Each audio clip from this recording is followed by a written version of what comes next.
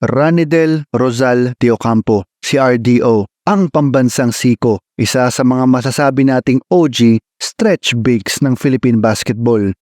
Sa height na 6'6", halos buong karera niya sa 4 siya naglaro. Ika nga ni Coach Norman Black, he's probably the best stretch 4 we've ever seen.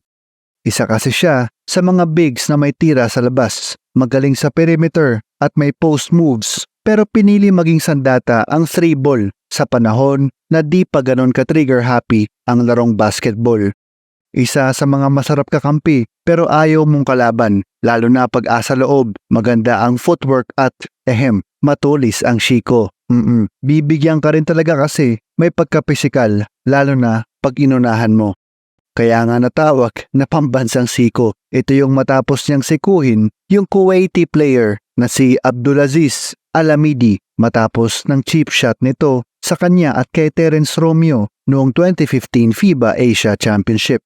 Yung Kuwaiti player kasi ang nauna, tapos pasimpleng siko lang si RDO bilang ganti. End up, duguan ang kalaban, nag-retaliate pa, kaya siya ang na-throw out. Medyo na double whammy. Nagmula si RDO sa Tansa, Cavite, naglaro ng college sa St. Francis of Assisi College System, kasama ang kuya niyang si Yancy. Ilang NCRAA titles din ang nauwi niya dito. Pag-graduate ni Kuya Yancy, na naging top pick sa 2002 PBA draft, si RDO kasama sina Al Vergara at yung erpat ni Kai na si Ervin Soto, patuloy dinomina ang NCRAA.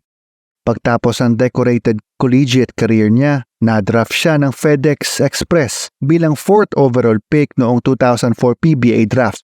Nag-average siya ng 7.5 points at 4.6 rebounds in over 21 minutes per game. Napasama sa all-rookie team. Pero yung sumunod na season, ang naging coming out party niya. Muli niyang nakasama dito si Kuya Yancy na kinuha ulit ng Express. Sumunod na taon, best record sila sa 2008 Fiesta Conference. Umabot pa sila ng finals nun. Malalim ang team nila that time kaso gumana ang Never Say Die Magic ng Hinebra. Natalo ang Express in 7 games kahit injured ang Hinebra. Matapos ang 5 kalahating taon sa FedEx o Air 21 franchise, na-trade siya sa TNT na kung saan nagkampiyon siya sa All-Filipino Cup sa unang taon niya sa Tropang Texters. 6 na kampyonato din ang nauwi niya bilang Tropang Texter. 2 nga doon, hinirang siyang finals MVP sa star-studded na TNT team na may Jimmy Alapag, Jason Castro at Kelly Williams. 9 years din siya sa TNT bago tapusin ang karera sa sister team nito na Meralco Bolts. 2 taon siyang naglaro dito bago bumalik sa TNT bilang assistant coach noong 2020.